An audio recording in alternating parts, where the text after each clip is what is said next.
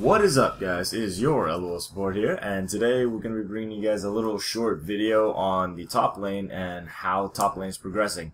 As far as why I'm releasing this video, I wanted to release this video because I know a lot of people out there kind of like to take these off-meta picks, and I'm personally a big fan of those. So I want to tell you guys about the top lane, tell you guys about what makes decent top laners nowadays. And maybe you guys can find yourselves a like a little off meta pick so that you guys can have some fun over the week. So let's get into this. Video. So what makes a good top laner? So a lot of different top laners possess a lot of different skills. If you look at people like Maokai, like Shen, Alistar, they excel at being top laners because their lane output damage is decent, and their usefulness to a team as far as their ability to tank up damage is great. Now, the reason why I say those three is because Maokai with his ult has damage reduction. Alistar with his ult has personal damage reduction. Maokai has AoE damage reduction, which is also great. Shen, he has a team, like an allied shield with his ult, and plus also his taunt allows him to take reduced damage to all enemies taunted on him. So he takes reduced damage by their auto attacks as well during the taunt duration. So this is why I say those people make good tank top laners. Okay, now tank top laners are not always the correct way to go with top laners, because as the top lane, how the top lane is, you have to look at your lane as far as how to pick and ban, or how to pick in your pick and ban phase. So if I'm going against a Renekton, who is a notorious lane bully, I need somebody that can poke or out lane bully him. So I can't really think to the late game too much, or else I'm just gonna get stomped in lane and I'm not gonna get to the late game. So that's why when you pick in your pick and ban phase, you have to think about the late game while also thinking about your best interests in your lane. Because it doesn't matter if you're a Maokai and you're versus, say, like a Darius, or say someone who can really, you know, chop down the wood. You're not going to be doing very well in lane, and you're going to end up causing your jungler more stress than benefit, because he's going to have to gank you a lot top. Whereas versus if you picked according to your lane and pick to win lane, you might be better off than your opposing laner in the late game anyways, because he won't get to the late game by the time you do, because you were able to beat him in lane.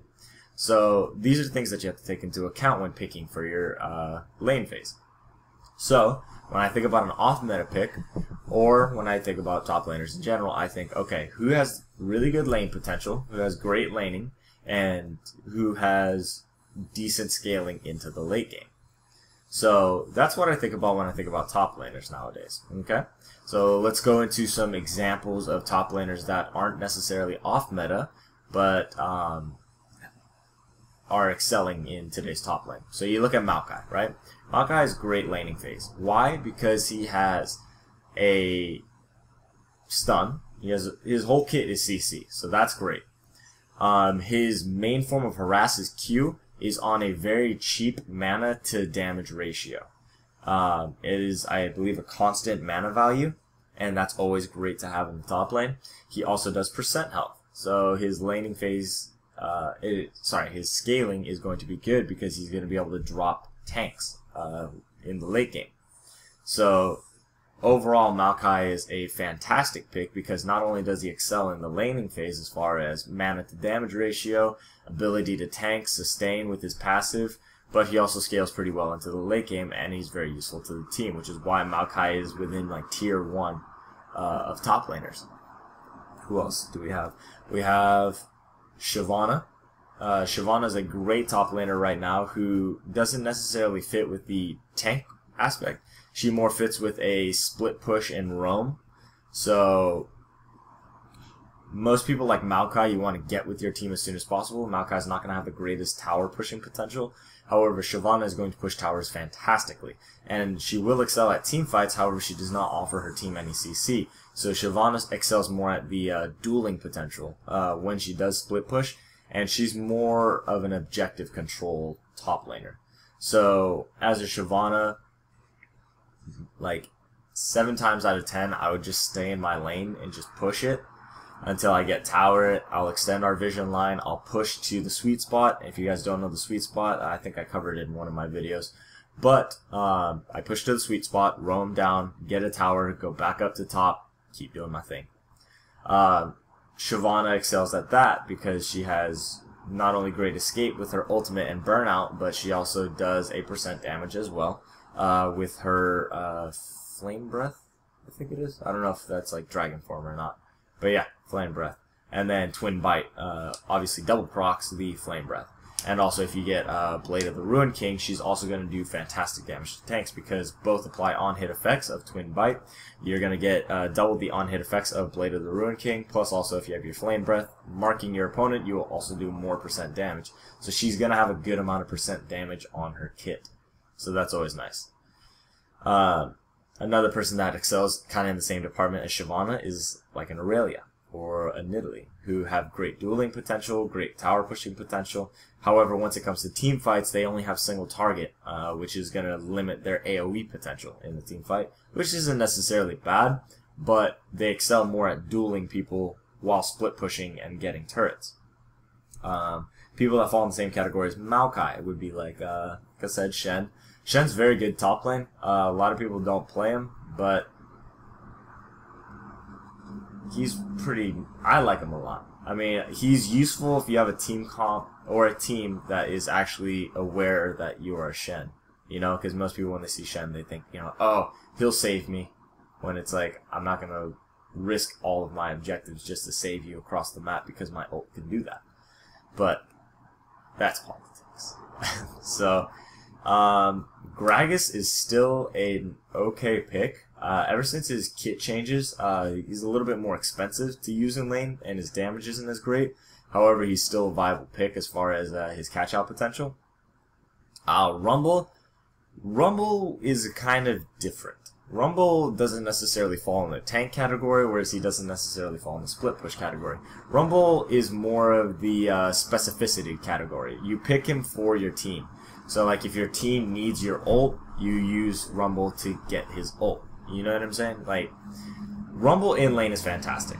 And Rumble in teamfight is fantastic as well, assuming you have a good team comp for a Rumble. So, like, people that have good combos with Rumble would be like a Braum support, or a Orianna in mid, or a Jarvan in the jungle. Pretty much someone that can lock up some people, or ult in unison with your ult.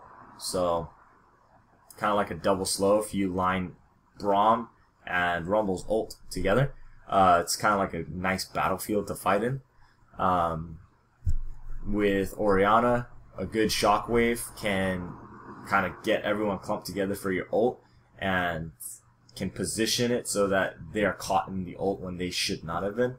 Jarvan is great because you can lock down multiple opponents and you just ult into Jarvan's Cataclysm and it works. Another good mid laner would be like a Lux, someone who can lock down 2 people at once with her ult or with her stun and have a great jungle fighting team. You know, someone who has a lot of great ult synergy inside of the jungle, and Rumble excels in the jungle as well. So that's kind of like the top laners that I can think of off the top of my head. Ryze would be another good one. Ryze is terrible at pushing towers. However, he's great at scaling into late game, and he's great at team fighting because of his AoE. So Ryze would be a tank AoE person, kind of like Maokai and Gragas in the sense that they can pump out a lot of AoE damage. However, they don't really possess a lot of the split push potential. So they're not going to be people you get to push towers, they're going to be people you get to win team fights. So, of course, under that knowledge, you have to be able to go to team fighting phase earlier, more than later. So, but that's a different story. So, now that I've explained kind of the rough idea of top lane, let's go into how to pick some off-meta picks. So, off-meta picks would be people who don't necessarily belong in the top lane, but have some sort of ability or some sort of trait that makes them acceptable in the top lane. I don't want to say good, I want to say acceptable, since, you know, for off-meta, you don't do it because it's like the next godlike thing. You do it because it's fun, and you do it because it somewhat works. Okay, so like an off-lane pick would be kind of like an Annie. I like playing Annie top. That's actually decent when it comes to top lane, because with your Molten Shield you get a crap ton of bonus armor and magic resist, and you're actually surprisingly tanky. And then once you're level 6, you have Tibbers, which is also going to be pretty tanky as well. In combination with like a Rylai's Crystal Scepter, Tibbers can actually slow, so that's also good as well. You also have stuns. You have efficient Q farming. Your mana costs are fairly low as well. And not only that, you have the longest auto attack range in the game. Or, well, one of, if you're not an ADC. But, you see what I mean. The anti-top kind of works. Who else would I bring top lane? Nunu, I haven't liked top lane since his Qs add buffs. Ever since that happened, he's not really good in the top lane. Another person I like to bring top is Skarner. His Q is very great mana to damage ratio, and he has very good built-in damage with his passive, where if you land any sort of damaging ability, it stacks once, and it stacks up to 3 times, and when you auto-attack, it stuns and deals your health times X amount plus flat damage. So that's also really good, and he's really good at sticking to people once it comes to dueling. Like he won't be bursty, but he'll be able to stick to somebody and not let them get away. And also his tower pushing is so-so. Actually, it's pretty good. If you use your Q passive, where or not Q passive, Q active passive, where the more you activate it, the more attack speed you get, stacking up to 3 times. So if you have a minion wave next to you and you're pushing a tower, then it's really good for taking towers. Hecarim kind of falls under the same way, where his Q is very cheap and he has some lane sustain with his W, I believe it is, or W or E, one or the other. I don't play much Hecarim top, but yeah, he kind of works on the same principle as Skarner. It's just he has less sticky potential, I guess you could say. Another great top laner, or not, I wouldn't say great, but he's pretty good. I like him personally. He doesn't fit though. It's just something I picked because I like playing the champion, but it's Brand. Brand I like a lot. His percent damages would be greater if he dealt his passive as an instantaneous 8%. It'd be kind of broken, but he ticks 2% of the enemy's maximum health every second for 4 seconds, totaling out to 8% health. But the only problem is the fact that it ticks. It factors in magic resist every time it ticks. So percent, but it factors in each time. So it's a little bit less effective than had it just ticked all at once. So kind of sucks, but he's also really good just because his harass in lane is fantastic. So I like to bring him there. And plus also he brings a lot of good AoE for his team as well. So that's why I kind of like to bring him top. Another thing, you kind of want to have escapes for top. So either you have someone who can stun, who has an escape, or you have to kind of run a more utility-based summoners. I don't really do this a lot, but I'll have to run like Ghost Flash sometimes. I'll do that on champions like Vladimir, or I might even do it on my Brand top. But Ghost Flash is good just because it allows for the double escapes for someone who lacks escapes. But anyway, guys, I hope you enjoyed this video. I know this video is not really along the lines of what I do, but I know a lot of people out there kind of like to pick off the off-lane meta picks, and also a lot of you guys are forming your champion pools as far as lanes are concerned. So I wanted to go into detail about what excels, what does not excel, and hopefully you guys can form your champion pool around that. I've been getting a lot of comments recently about like, oh, I picked this champion top. How does that work? Is that okay? And I don't mind telling you guys if that champion's good or not, but I'd rather teach you guys how to fish so that you can feed yourselves. You know what I'm saying? Like, I'd rather teach you what makes a great top laner. That way you can start bringing off-meta top laners, or you can start making decisions as to which top laner you would rather pick.